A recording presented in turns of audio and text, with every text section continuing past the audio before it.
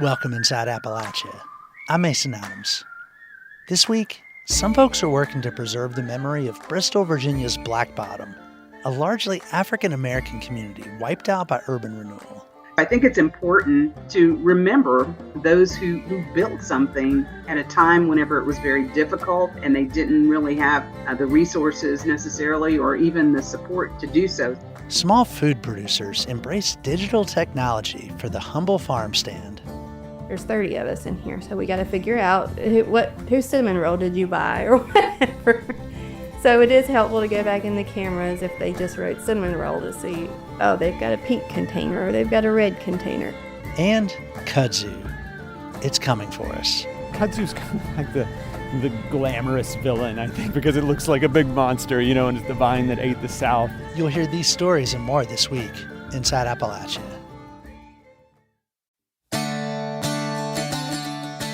Welcome inside Appalachia. I'm Mason Adams. Urban renewal was a 20th century movement by local, state, and federal governments to revitalize struggling cities.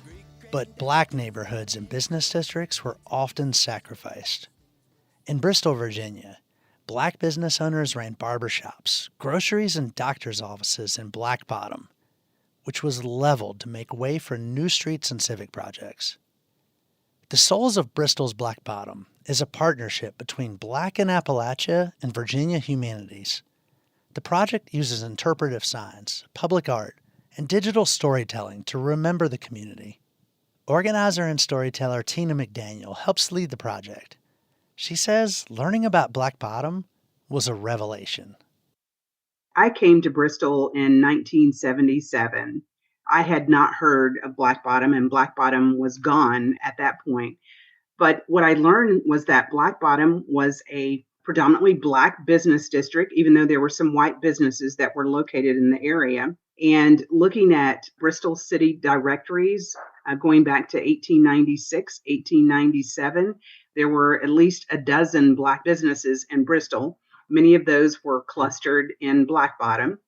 And then when you look at the 30s and the 40s, look at those city directories, you'll see that the number of black businesses doubled during that time frame.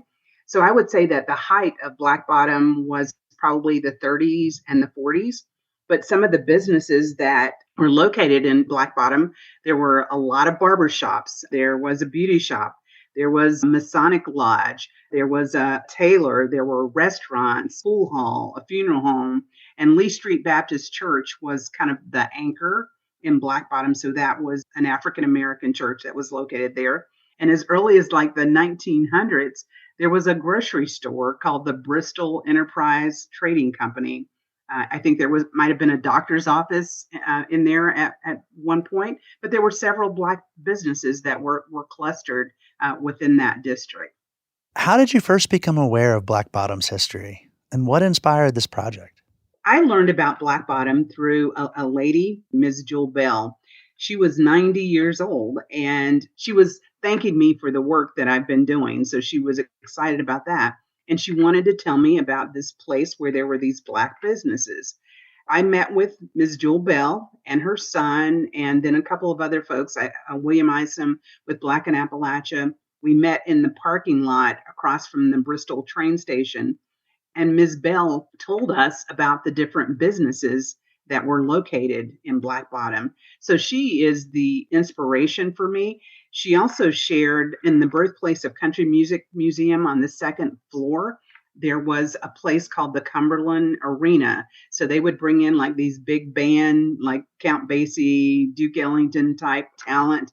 I have a newspaper article where Fats Waller visited, and he was at the Cumberland Arena, but she loved to dance.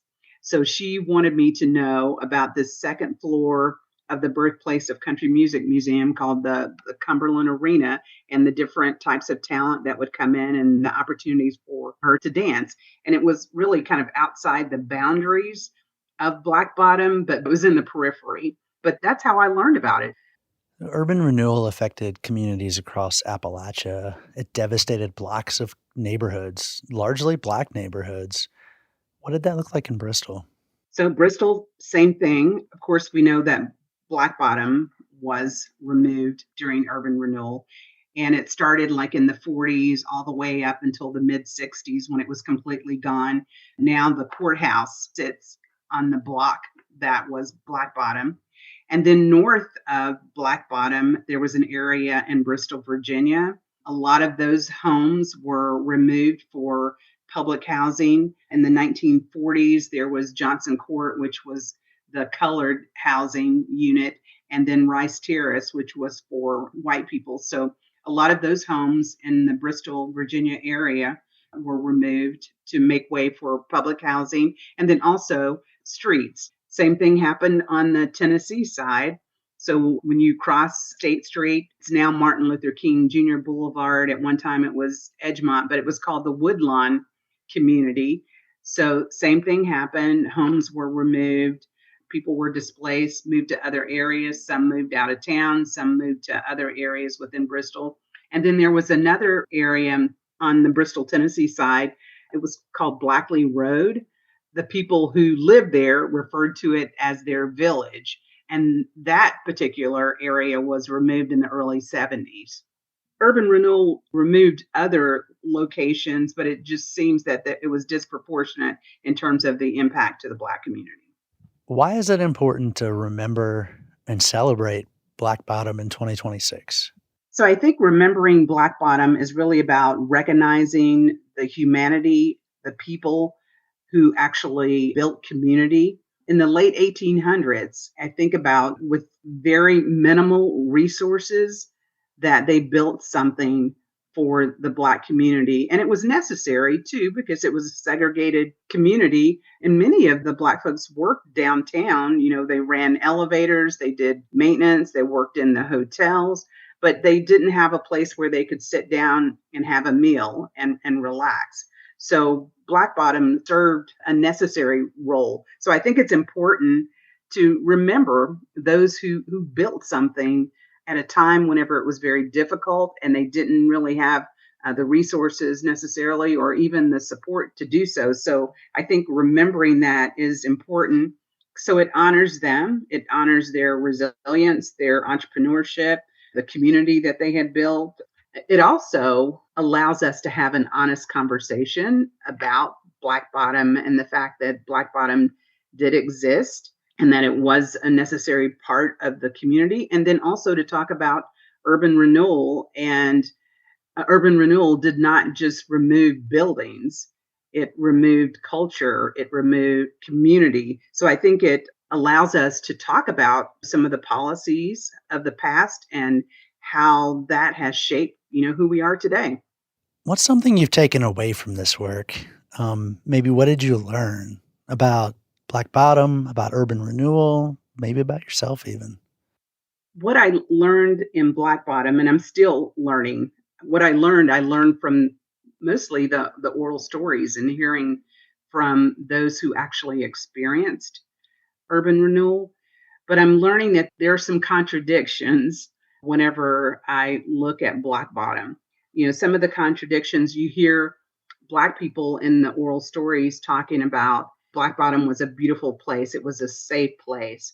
But then whenever you look at the newspaper articles and what was said about Black Bottom, that was contradictory because the beauty of the place is not really what's covered in those newspaper articles. It's more about the vices that were a part of Black Bottom. I guess what I'm learning is that Black Bottom was viewed by a single story, and there was more to what Black Bottom was about. It was about community. It was about people coming together, working together.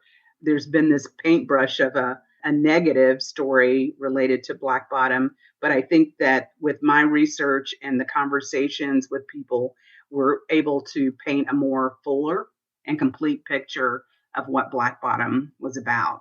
Urban renewal was supposed to be focused on redevelopment and modernizing. It didn't necessarily take into consideration the human element. And one story that just really kind of struck me as being very powerful. It was a gentleman who grew up here in Bristol. He moved to Nashville, and he said he didn't want to come back, that it was hard for him to come back because there was nothing to come back to. So I have him as part of the advisory team on the Black Bottom project, and he's really engaged. And he's saying that now, this gives him more of a reason to come back and visit Bristol. And then there was one other story as a young man who is an artist. He's 21. I was talking to him about doing some art for the project, and he was like very quiet and didn't say much. And then at the end, I was like, Dakari, do you have any questions? Is there anything that you want to say? He said, I now feel like I have an origin. He says, I haven't felt that way growing up here in Bristol. He says, I didn't know anything about the history. He says, I now feel like I have an origin.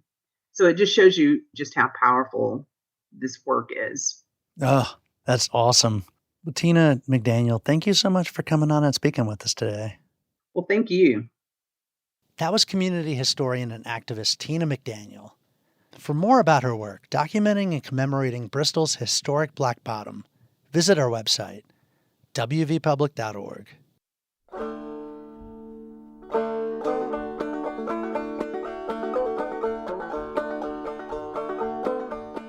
Knox County, Tennessee officials have reversed their decision to remove the book Roots from school libraries.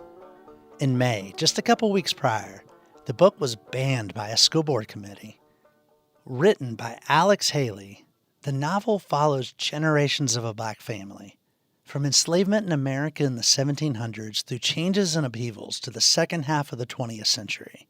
Roots won a Pulitzer Prize and was adapted into an award-winning television miniseries. It was one of 124 titles that have been removed from library shelves in Knox County. In particular, school board members objected to the depiction of rape of an enslaved woman by a slaveholder. Public outcry to the ban was immediate. WPLN's Camelia Burris reports. Alex Haley's Roots is about the horrors of the slave trade in America.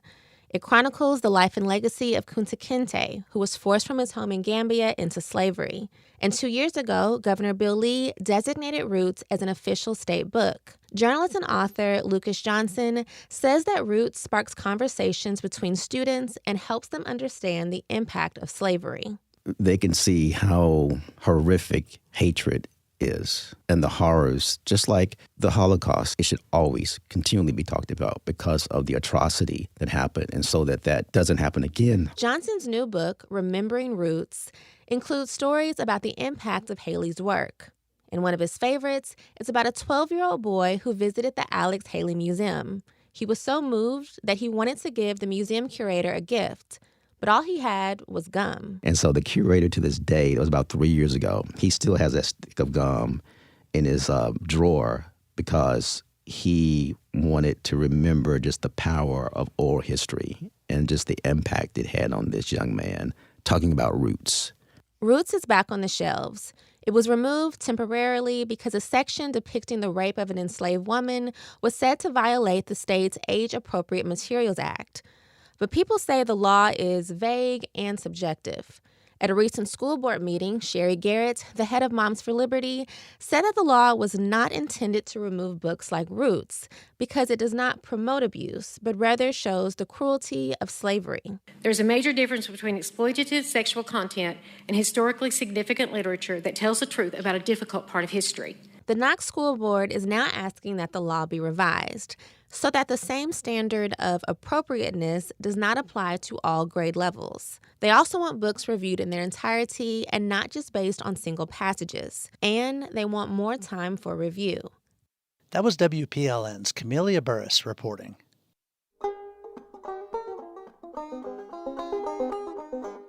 Coming up, the Honor System Farmstand gets an upgrade. You're inside Appalachia. I'm Mason Adams.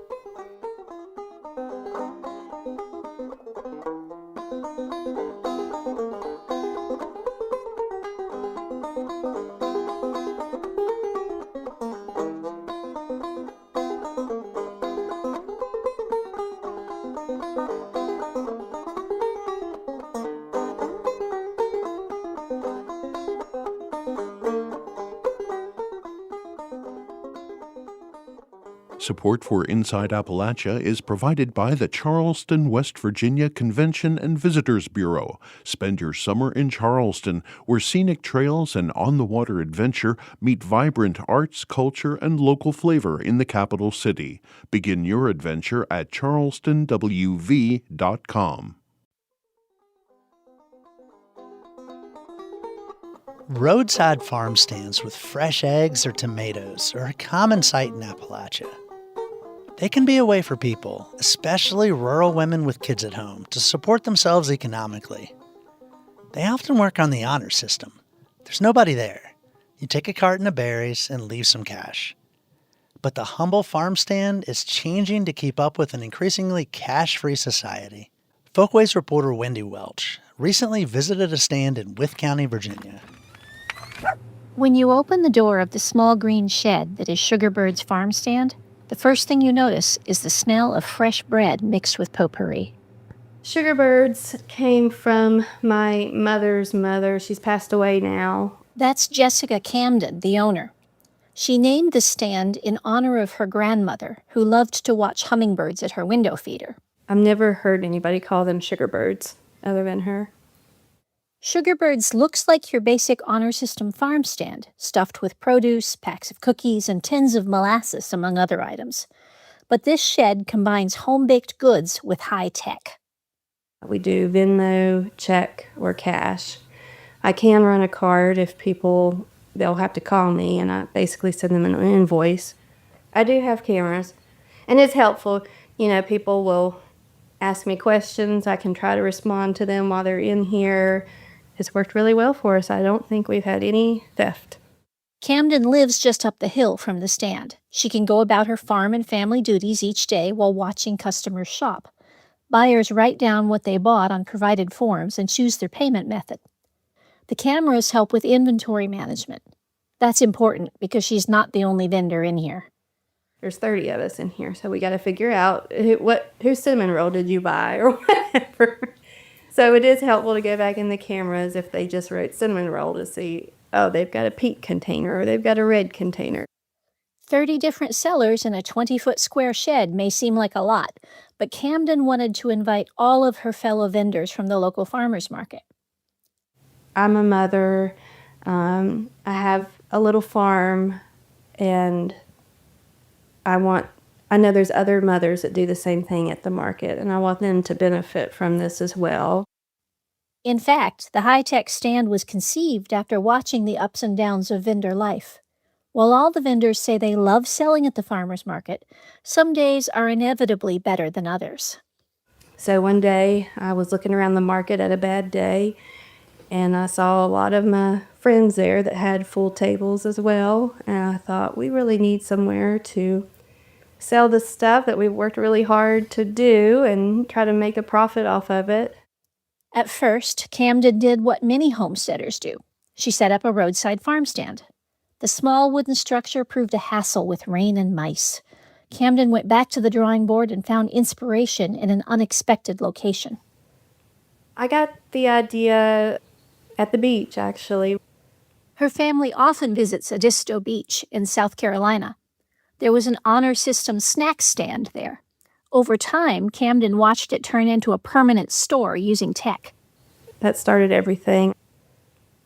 She spotted a shed for sale while driving a back road in North Carolina and realized it would be rain and mouse-proof.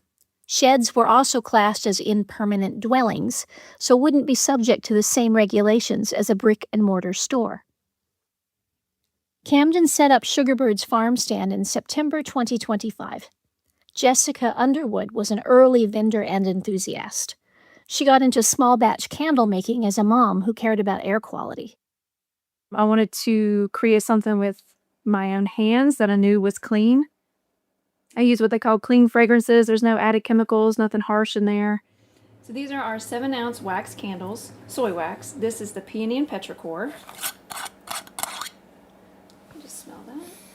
Oh, it smells lovely. Very earthy. Got the peony in there. And then tomato leaf, which was a bestseller. Much better than I thought it was going to originally. Now it smells really green, almost like a garden. Mm-hmm. Many of Underwood's products are geared toward busy women. like her meditation tins. So that's going to be a little 20-minute candle. You can say your mantra, say your prayer, say nothing for 20 minutes. Underwood likes that her product vibe matches the farm stand vibe. I mean, it does feel more like a community. Like if there's more feminine power here, it does feel like. That feminine power is what Camden had in mind when she started Sugarbirds. She wanted to lift up women artisans. She did add 3 male producers later, but to her, the stand recognizes and honors the hard work women put into what's for sale here.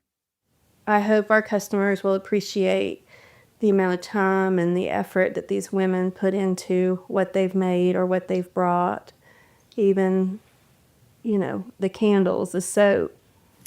We sell, sauerkraut, just different things. If you want to come in and put a meal together, you can get a loaf of bread, you can get some steaks or some chicken, some greens if they're here. The ladies do not spray anything on their produce. That's important to me. Camden knows most of the stand's customers. She doesn't want to sell them something her family wouldn't buy themselves. While the farm stand is firmly embedded in the community, it has become something that locals like to show off to visitors. Some of them get inspired. While Camden isn't aware of any high-tech stands that have started because of hers, she answers many questions by email. People do reach out to me wanting to know how I do this, how I do that. For Camden, inspiring strangers is nice, but real joy comes from what the stand is teaching her daughter. She's my 6-year-old, and, if she wants something, I'll tell her, well, you need to make something and sell it in the store. She makes these little sourdough rolls and sells those. So it's teaching her a lot of responsibility, a lot of maybe disappointment if she bakes a lot of things and they don't sell as well as she thought. And I think that's good for her. Camden hopes that Sugarbird's farm stand might become her daughter's one day, and that it will continue to empower women, one cookie and one candle at a time. In Wythe County, Virginia, for Inside Appalachia, I'm Wendy Welch. That story is part of our Folkways reporting project, which covers arts and culture in our region. You can find more Folkways stories at our website, wvpublic.org.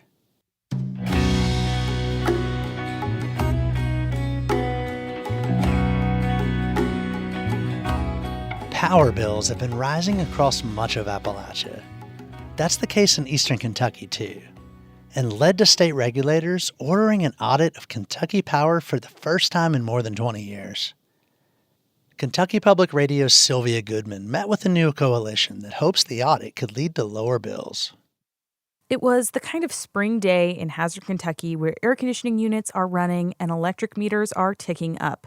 Kentucky Power customer Rachel Knott says the last bill she got was $1,700 for 2 months, with a disconnect notice to go with it. You're choosing between having your lights on or a roof above your head, and it shouldn't get to that point, but that's where we're at. Knott says it creates a cycle of debt that's hard to break out of, especially when your power bill is as high as your mortgage. It's always trying to catch up with that last bill and keep on top of your other bills at the same time, because you got your water, your lights, your everything, and it just all adds up. It's a complaint across eastern Kentucky, where the average power bill is higher than the rest of the state and much of the country, at more than $180 on average. Kentucky Power Company's service area includes a large swath of far eastern Appalachian Kentucky. It had the second highest residential electricity rate in the state in 2024. There are a lot of reasons why ratepayers in eastern Kentucky, one of the poorest parts of the state, also see some of the highest bills. Energy-inefficient homes don't stay cool in the summer unless you turn the AC up. Population loss also means fewer customers are on the hook to maintain a far-flung electricity system. Teresa Ambergy, another Perry County resident, says she sees neighbors going without power. Because you know it's coming down, or you're going to eat or pay the power bill. That's exactly what it's come to. You know? That's exactly what it's come to. You can sit in the dark and be hungry. And earlier this year, state regulators approved another 6% increase for customers, far less than the utility asked for. It's the latest in a string of requested increases since 2020. And for the first time in decades, Kentucky Power must complete a comprehensive management audit. The results won't impact rates directly, but some advocates say they have high hopes that it could uncover information that will turn the ship around. If you don't know you're getting screwed over, you can't do anything about it. Pike County nurse Zach Tackett is the founder of the Creek Don't Rise Coalition. It's a mostly online group working to curb rising utility costs. He's been traveling to fiscal courts across Kentucky Power's service area, advocating for a resolution.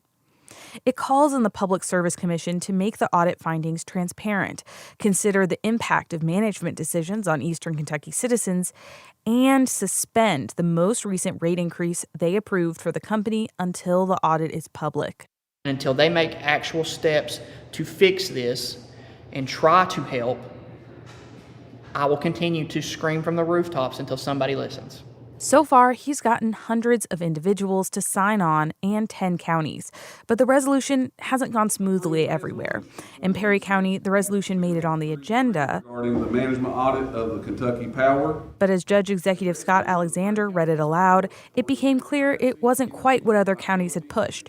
It mentions transparency and accountability, but the main focus is creating reliable energy sources and coal.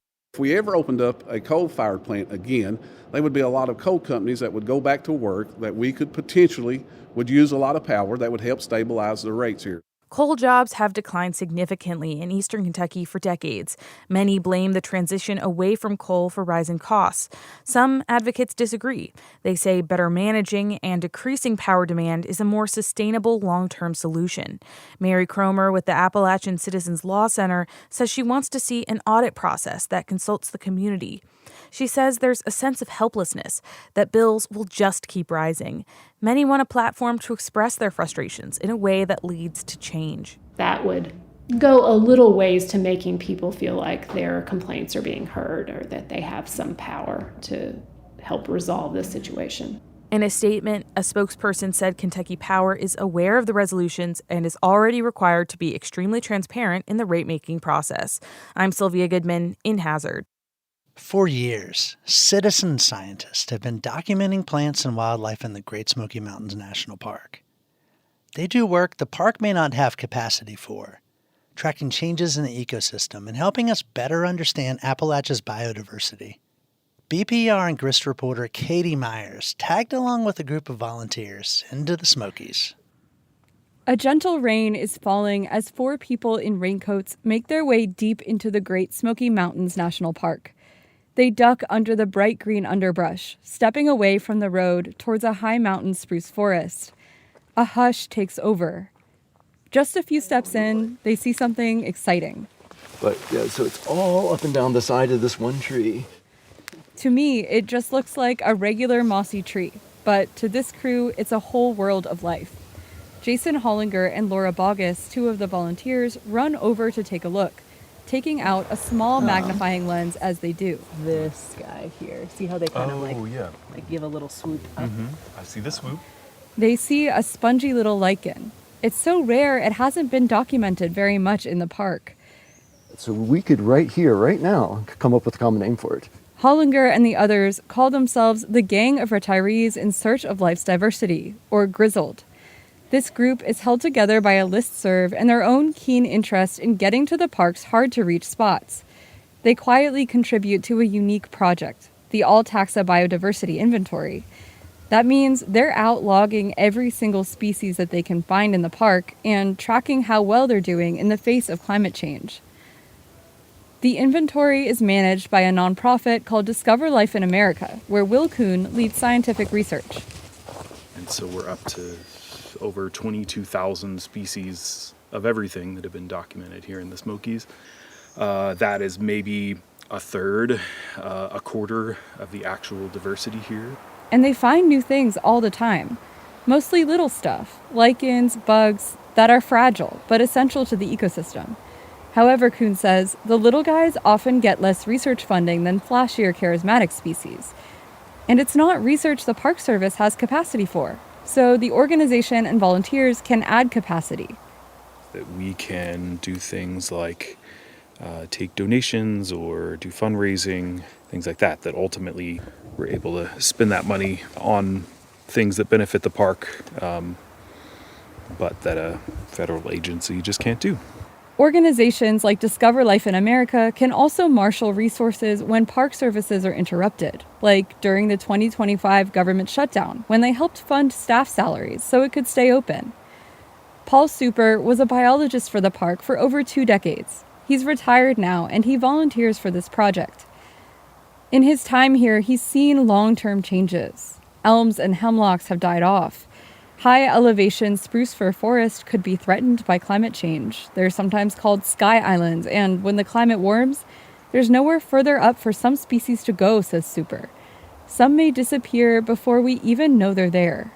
The visitor coming here for a day or a week is not going to notice things and know that, this is not what it used to be. That's true for researchers, too. Many can only get here part of the year. In helping make up for lost research time, small things also add up, says Laura Bogus. The small ways, the paying attention, the naming a species, which isn't a small thing, but it's like an accumulation of small, cooperative creation. Every square foot of the park contains so much life, it takes the volunteer crew about 2 hours to go half a mile. Before long, they find something else, a rare parasitic fungus. The magnifying glass comes out, and everyone slowly leans in for a good look. That was Katie Myers, reporting from the Smokies.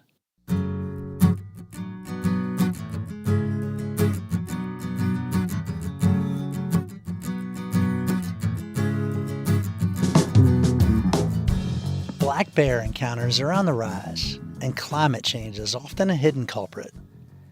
WPLN's Caroline Eggers reports that Tennessee wildlife managers are working to promote peaceful coexistence. Along a steep, forested hillside in Gatlinburg, Tennessee wildlife biologist Janelle Musser is looking for black bears. Before long, a woman in the distance calls out excitedly. So just be cautious. It's a female bear, maybe about 200 pounds. And she has 2 cubs with her. The mama bear eats grass while the cubs practice climbing up trees. Musser says this is how people should experience bears. Something so amazing as this is to see bears, to see a female with cubs and them doing what they're supposed to be doing. As opposed to seeing them go through trash, open up car doors, or worse. Bears used to cover all of Tennessee, but after centuries of hunting and logging, they retreated to the Appalachian Mountains. Bear populations have since grown, but according to Matt Drury of the Appalachian Trail Conservancy, their habitat is under threat. A lot of these systems are on the ropes from past mismanagement, and in the face of climate change, especially forest types that are at higher elevations, they can't migrate any higher in the mountain if they're already on the top. Take extreme weather. 2 years ago, Hurricane Helene dumped record rainfall and destroyed hundreds of thousands of acres of forest. Then, non-native plants moved in, disrupting a web of animals. A lack of water is also an issue. In mid-May, the Great Smoky Mountains National Park was in severe drought. Former longtime park ranger Greg Grieco says this exacerbates the scarcity of food in the spring. This time of year, bears' diets are pretty much limited to salad and grubs. That can push bears to search for food around people. Brianna Abrams studies human-wildlife conflict around the globe. She says climate change plays a complex role. It really doesn't matter where you are on the planet. All sorts of different kind of climate drivers are creating these increased conflicts. For example, Arctic sea ice decline forces polar bears away from seals and towards people. And just last year in Japan, prolonged overcast conditions happened as beech trees were supposed to produce nuts that Asiatic black bears rely on. Because of this atmospheric anomaly, that masting event never happened, and Japan saw a completely unprecedented rise in bear attacks and bear conflicts. In turn, that creates danger for bears in the form of retaliatory killings. Back in Gatlinburg, Musser, the wildlife biologist, gets a call that one of her bear traps caught an adolescent. A few bears opened up a sliding door to an Airbnb cabin to get food. If a person were to be inside that cabin, they could be seriously injured by those bears. She pulls in where 2 people are on the porch, right next to the cage. Hello. Have you guys seen any other ones milling about the trap? Nope, just this lone one. Shanna Bicknell is visiting from Ohio. She says she's been to Gatlinburg many times and had never seen bears. Before this trip, they almost kind of like felt like a myth because you don't really see them at the zoos, especially where we live. You don't ever see them. While perhaps surreal, the situation is uncomfortable, especially for the trapped bear, who wasn't the target, so Musser releases them into the wild. But the other bears may face euthanization. That's why wildlife agents like Musser work to prevent pathways that escalate to this level, like bears getting into trash. The ultimate goal is peaceful coexistence. I'm Caroline Eggers. That story was produced as part of the Appalachia Mid-South Newsroom, a collaboration between newsrooms in the region. This next story also comes from them. Kudzu is a leafy vine that has spread throughout the South in Appalachia, draping whole landscapes with its greenery. Some people find it beautiful, at least at first, but it's an invasive plant that can swallow entire sections of forest and choke out other plants. WUOT's Jackie Sieber has more on efforts to tackle the, quote, vine that ate the South. Hi, how are you? Good, how are you? I'm good. May I have a medium-sized Jamocha shake, please? At an Arby's drive-thru along Chapman Highway in Knoxville, a lot of folks come for more than a milkshake or curly fries. This Arby's has gone viral for its backdrop of cascading kudzu vines, giving it a jungle-like aesthetic. The kudzu's lush beauty can be deceiving. Underneath the blanket of soft green leaves, native plants are fighting for survival. Kudzu's kind of like the glamorous villain, I think, that everybody sees because it looks like a big monster, and it's the vine that ate the South. That's Ben Nanny, the Director of Conservation at IAM's Nature Center. He maintains invasive species like kudzu almost every day, because if he doesn't, it can grow out of control, at rates of up to 1 foot a day, with mature vines reaching 100 feet long. It can easily establish roots in the ground that create starchy structures called tubers. They look like giant skinny potatoes.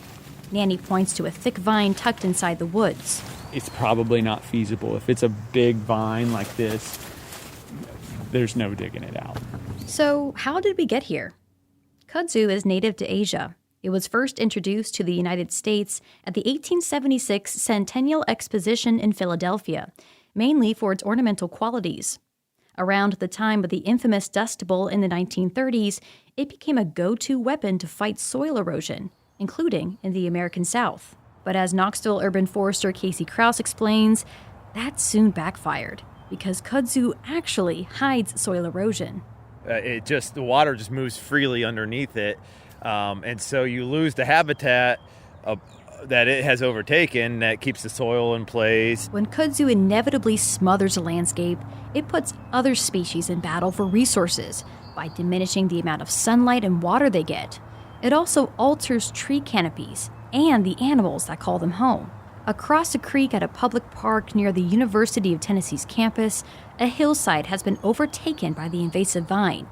Krause is actively working to remove kudzu from areas like this to improve water quality and biodiversity. We don't have a lot of native habitat and shade on that side of the creek, so this is a target area where we think we can really make some big impacts. Local and state governments in the region have recently invested in programs to eliminate kudzu with herbicides, just one of several ways to mitigate the problem. Another way to cut down kudzu involves goats. Jake Ramsey deploys his army of around 60 goats to munch on the plant through his company, Knox Goats. Before, when I first started, we were happy to get a kudzu job. It's like people didn't really believe the process. But now, I would say probably half of our work is kudzu now. So it's people are starting to see it and understand that it is a problem. Ramsey points to a large section of brown grass that was once covered in kudzu. So you can see that we've knocked it back quite a bit. Wow, okay. That's a lot. Mm-hmm. It may never be possible to completely remove kudzu, but there is hope in minimizing its negative effects. The first step is raising more awareness, even if that starts with an Arby's milkshake. I'm Jackie Sieber. Goats aren't the only tool to keep kudzu in check. In Kentucky, wildlife officials are testing whether new drone technology could help fight kudzu. Michael Collins with WKYU has more. 50 miles south of Somerset, on a steep hillside in Whitley County that once housed a coal mining operation, patches of green are beginning to reappear among a gray blanket of dying kudzu. That's not that beefsteak, is it? Could be. I think that's what that is, that beefsteak. It's not exactly what you want, but it's better than kudzu. Controlling it has traditionally meant hiking through dense growth with backpack sprayers or bringing in expensive equipment like bulldozers and helicopters. Last fall, Kentucky Fish and Wildlife launched a pilot project using herbicide-spraying drones on 93 acres across 6 counties. Jacob Stewart is a coordinator with the agency's private lands program. I don't know any other states that are using it for kudzu right off. I mean, it wasn't anything that we said, oh, that someone else is doing it. We were just like, well, herbicide from the air on this steep stuff is better than trying to walk up with a backpack. Let's see how it works. Stewart says drones have become common in agriculture, and biologists wanted to see whether that technology could be adapted for invasive species management. The results have been encouraging. At the site in Whitley County, a drone treated 26 acres in about an hour and a half. Stewart says the same work could have taken days with heavy equipment or even weeks by hand. But wildlife officials say the project is about more than finding a faster way to spray herbicide. Most land in Kentucky is privately owned, meaning conservation often depends on relationships with landowners. Through the Private Lands program, biologists help property owners balance wildlife habitat with farming, forestry, hunting, and other goals. Stewart says the agency's role is not to tell people what to do with their property, but to help them reach their own objectives while improving habitats. This the key with wildlife management is try to figure out what tools are out there and then come up with a prescription that meets the needs of the landowner, of the task that's at hand to get it done. And that's what the biologists do on the day-to-day, is to give them the guidance and provide them the information to be successful with that. Stewart says that work becomes even more important because wildlife doesn't recognize property boundaries. Long-term conservation depends on neighbors cooperating and thinking beyond a single fence line. That landscape-level approach is especially important when dealing with invasive species like kudzu, which can easily spread from one property to another. The hope is that reducing kudzu will allow a wider variety of native plants and wildlife to return. Private lands biologist Daniel Skinner says that's already happening at some of the treatment sites. These sections that we've went to, we've seen them full of wildlife. Not only just native plants coming back up, but we're finding snakes and we're finding chipmunks and squirrels and songbirds and white-tailed deer and turkey, and everything's in these sections and still utilizing these areas. The next challenge will be making the technology more accessible. Wildlife officials are exploring ways to connect landowners with contractors and conservation funding programs that could help offset treatment costs. Still, after the first year of the project, Stewart says drones appear to be a promising addition to the conservation toolbox. For the foreseeable future, I see this as something that we'll definitely pursue and keep going with. For Kentucky Fish and Wildlife, that means pairing new technology with an old idea. Conservation works best when people work together. I'm Michael Collins in Whitley County.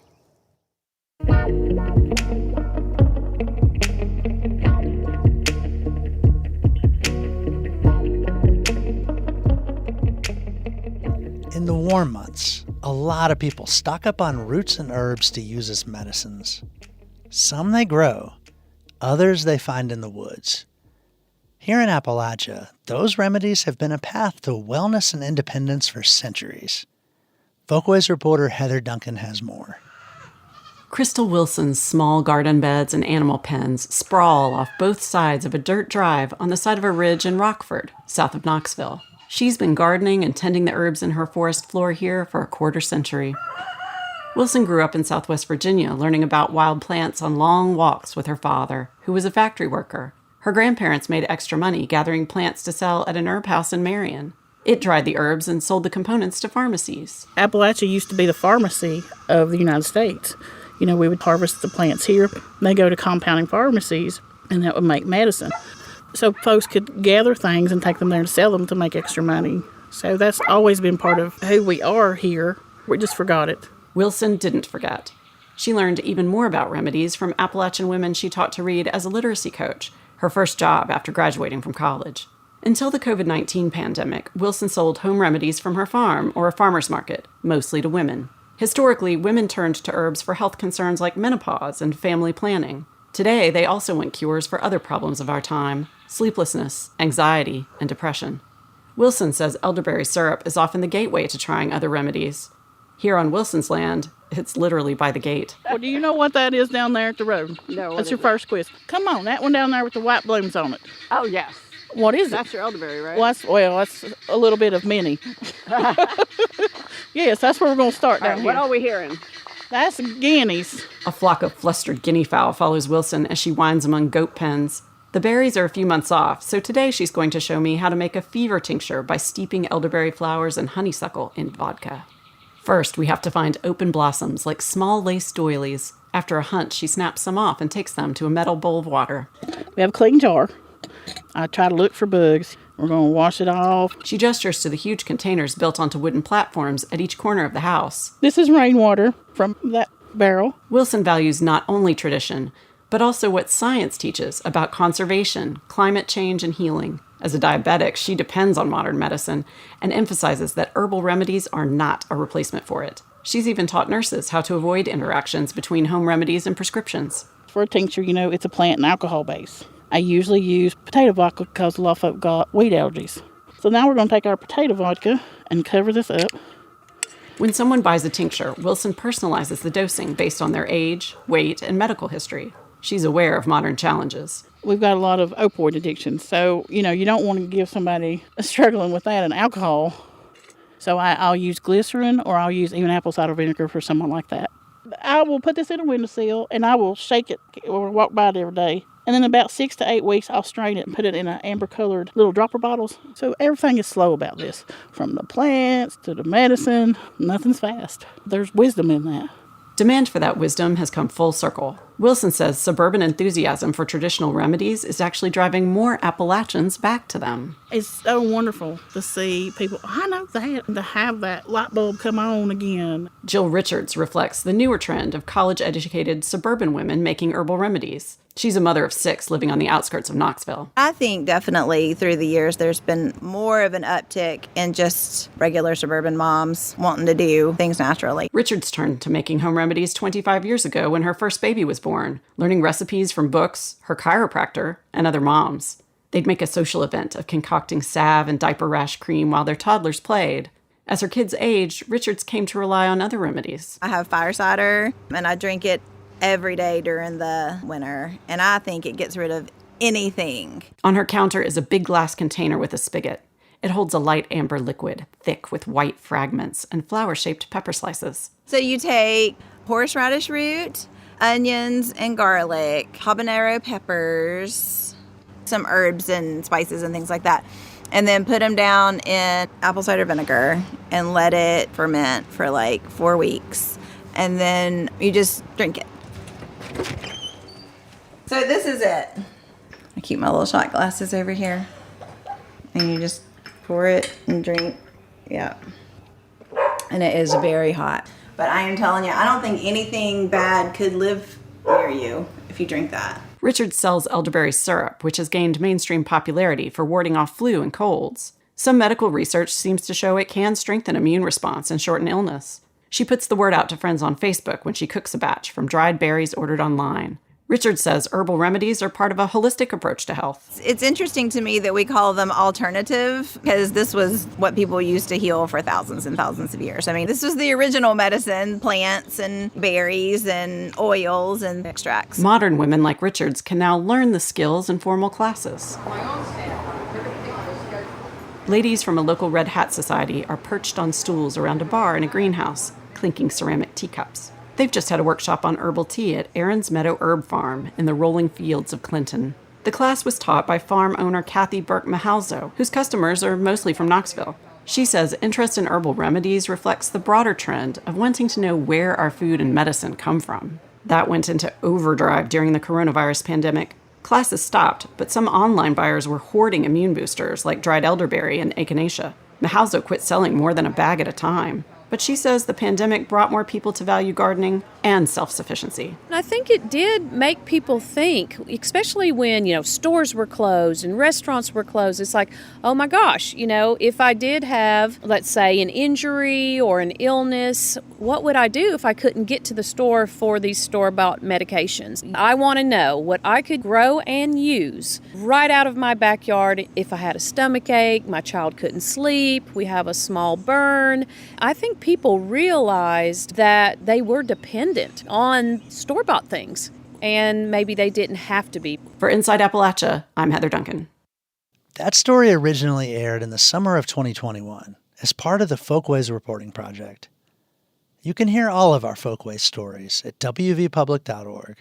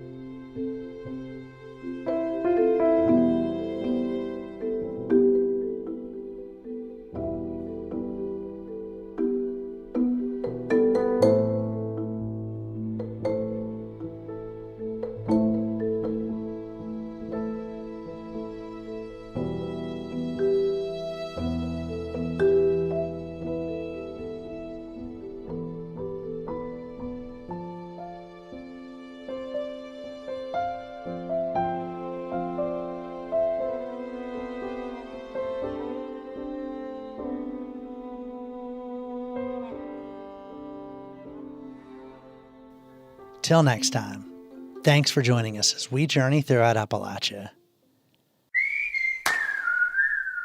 Our theme music is by Matt Jackford. Other music this week was provided by Eric Vincent Huey, Tim Bing, John Blissard, Mary Hott, Paul Loomis, Dinosaur Burps, and Blue Dot Sessions. This week, we say goodbye to Kelly Libby. Kelly has been Inside Appalachia's show editor since 2020 and was also a lead editor for the Folkways Project. As much as anyone, Kelly has helped shape Inside Appalachia into the show that it is. Kelly, we can't thank you enough. Good luck with your next adventure.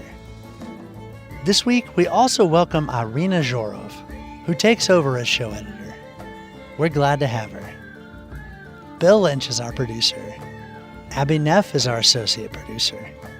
Our executive producer is Eric Douglas. Our audio mixer is Patrick Stevens. We had help this week from Folkways editors Jennifer Gorin and Molly Bourne. You can find us on Instagram @InAppalachia. You can also send us an email to insideappalachia@wvpublic.org. Visit wvpublic.org/InsideAppalachia to subscribe to our newsletter and stream all of our stories. Or look for Inside Appalachia on your favorite podcast app. Inside Appalachia is a production of West Virginia Public Broadcasting.